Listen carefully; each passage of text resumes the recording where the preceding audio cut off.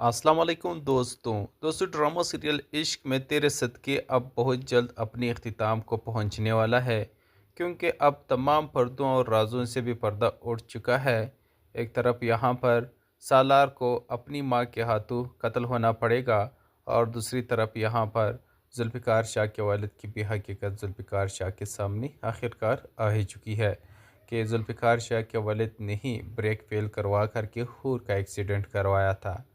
अब यहाँ पर आप नेक्स्ट एपिसोड में ये देखेंगे कि यहाँ पर सालार जो कि शुरू से ही गठिया दिखाया गया है, और वो नूर की ज़िंदगी बर्बाद करना चाहता है। पहले भी उसकी बेचारे की ज़िंदगी तो बर्बाद कर रखी थी, उसको बदनाम करने में कोई कसर नहीं छोड़ा। और अब जब उसने तलाक दे दी और उसने जुल्फ़िकार शाह के साथ शादी कर ली, और वो इज़्ज़त के साथ उसके साथ ज़िंदगी गुजार रही थी, लेकिन फिर भी ये बेवकूफ़ उस बेचारी को नहीं छोड़ रही। फिर भी उसकी इज़्ज़त कशी करता है, उसके साथ अफेयर चलाने की कोशिश करता है ताकि उसे बेइज़्ज़त करे और मज़ीद उसको परेशान करे। लेकिन अब चूँकि कई बार उसकी इज़्ज़त पर हमले कर चुका है, अब एक बार फिर से वो उसकी इज़्ज़त पर वार करने की कोशिश करता है।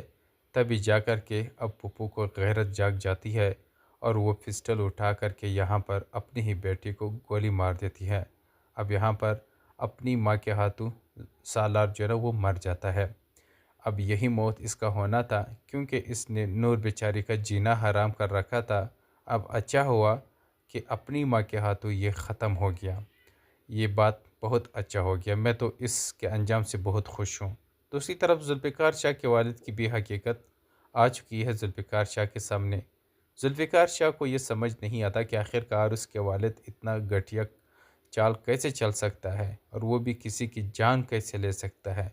और फिर ये भी ना सोचा कि वो माँ बनने वाली थी, इसी वजह से वो बहुत ही ज़्यादा रोता है अपने वालिद के सामने। आप ये कैसे कर सकते हैं? मुझे यकीन नहीं आ रहा।